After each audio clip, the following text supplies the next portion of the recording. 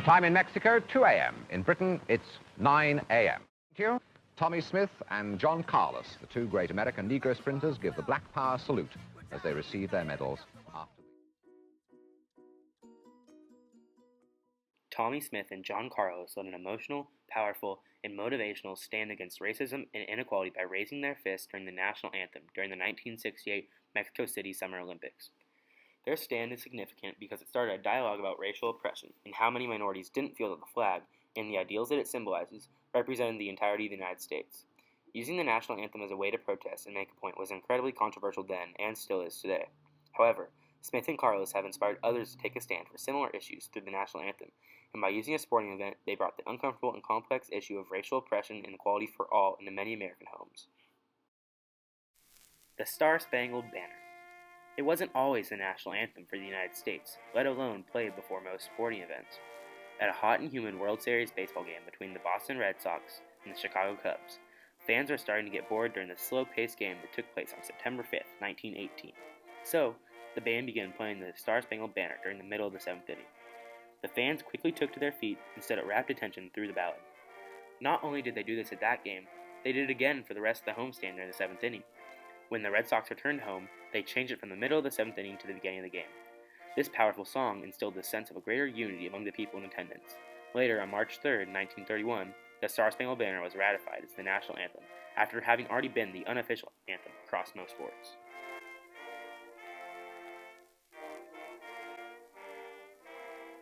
However, not all people felt that the new anthem or other symbols of America truly represented all Americans.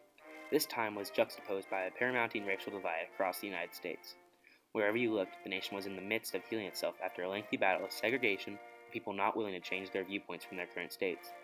From 1964 to 1968, race riots were taking place throughout the nation in hundreds of United States cities, crying out to fix the problems of the supposedly equal African Americans like low income, high unemployment, and social exclusion. This did not bode well within the white community, leading them to elect the law and order candidate Richard Nixon as their president, who believed in not using federal power to provide aid to the disadvantaged African Americans. John Carlos and Tommy Smith were two of the first athletes to protest racial injustices during a major sporting event. Their stand happened during the 1968 Summer Olympic Games that took place in Mexico. Earlier in the week, 3 African-American 400-meter sprinters had donned black berets and took the podium with their fists clenched in the form of the Black Power salute. But before the anthem played, they took the berets off and lowered their hands. However, when John Carlos took the gold medal and Tommy Smith took the bronze, they ascended the podium with no shoes on, their fists clenched in the air, and their heads bowed, and did not change their stature until the end of the playing of the Star-Spangled Banner.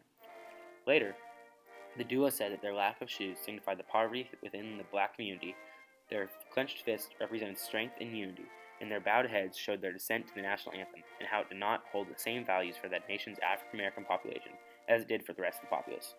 After their protest, they were suspended from the Olympic team and were ordered to leave the Olympic Village immediately. On their return to the United States, they faced strong disapproval from the public, even though the Olympic Games had been used to start political discussions before their actions. Although shadowed by their suspension, they were the face of the 1968 Mexico City Olympics, not Dick Fosbury in his newfangled way in jumping in the high jump, nor Jim Hines becoming the first person to break the 10-second barrier in the 100-meter dash.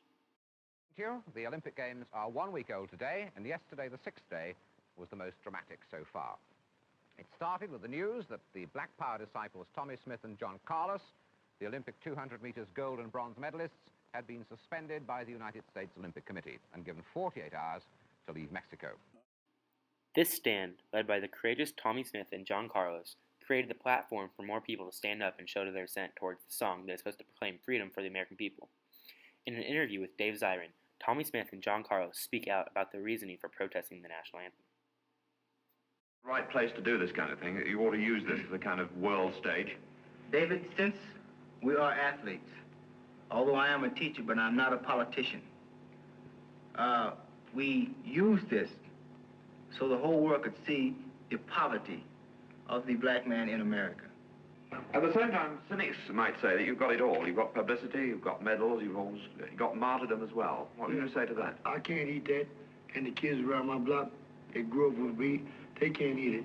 And the kids that's going to grow up after them, they can't eat publicity. They can't eat gold medals, as Tommy Smith said. All we ask for is an equal chance to be a human being.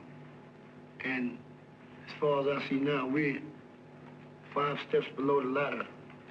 And every time we try and touch the ladder, they put their foot on our hands and don't want us to climb up. This next interview was conducted on August 19th, 2013 in Brooklyn, New York with John Carlos, 45 years after he and Tommy Smith stood on the podium and brought around the change they wish to see in the world. And this goes to what you were saying about the athletes getting the chance to show their wares. But you all in '68, you were willing to not run that year, right? Right. Because of wanting to make a statement in what you believed in. Right. How difficult was that, thinking about that? Well, it wasn't difficult for me at all. It wasn't difficult for me at all because I'll evaluate the Olympic Games as a track meet.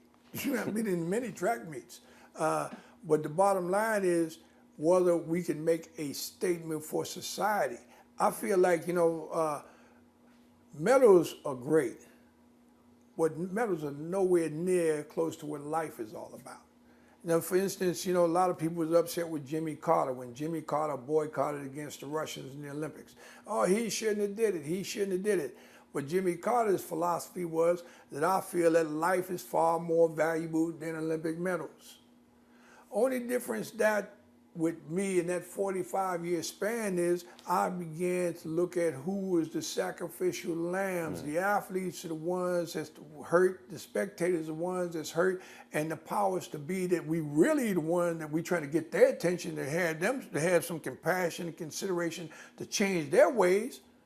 They're still making their money. You boycott the games, you're a forgotten cause. Just by the grace of God, what happened to us in Mexico City was a spiritual thing. God stepped in. Everything fell right. Like I stated earlier, this is the first time the game was televised universal on this planet. This is the first time the game was televised in color. This is the first time the games was held in a third world nation. Tommy Smith and John Carlos's rise to the pedestal of protesting for human rights, especially equality, aligned with both Malcolm X's and Martin Luther King Jr.'s, although very different movements. Through Harry Edwards, a professor at San Jose State University, they had become involved within the Black Militant Movement. A proposed boycott of all African Americans from the 1968 Olympics eventually led to the Olympic Project for Civil Rights, or OPHR. However, even though their protest was nonviolent, similar to the kinds of ways that MLK Jr. sought to bring about change, they were highly criticized, especially by the media and from sports columnists. Immediately after their event, the International Olympic Committee pushed the U.S. Olympic Committee to kick Smith and Carlos out. The Associated Press accused them of a Nazi-like salute. Brent Musburger from the now-defunct Chicago American newspaper called them black-skinned stormtroopers. Author of Race, Culture, and the Revolt of the Black Athlete, the 1968 Olympic protests and their aftermath, sociology professor at University of Minnesota Doug Hartman called their event a polarizing moment because it was seen as an example of black power radicalism. Doug Hartman later went on to say, for the entirety of the United States populace, that they hated what Tommy Smith and John Carlos did. Although their dissent was met with backlash across the nation, it has inspired many other athletes to protest during their events for the common reason of equality and fundamental human rights. Athletes throughout the ages since Tommy Smith and John Carlos in 1968 have protested the national anthem and other patriotic songs. A few of the more notable people include Mahmoud Abdul-Rauf along with the more recent Colin Kaepernick. In 1996, Abdul-Rauf, formerly known as Chris Jackson before converting to Islam, called the flag a symbol of oppression and of tyranny, and that by supporting the flag, he is supporting the oppression proclaimed by the flag and its ideals, which are entirely against Muslim faith. He was cited by the NBA and was suspended a game under the league rule that all players have to stand and line up in a dignified posture during the American and Canadian national anthems.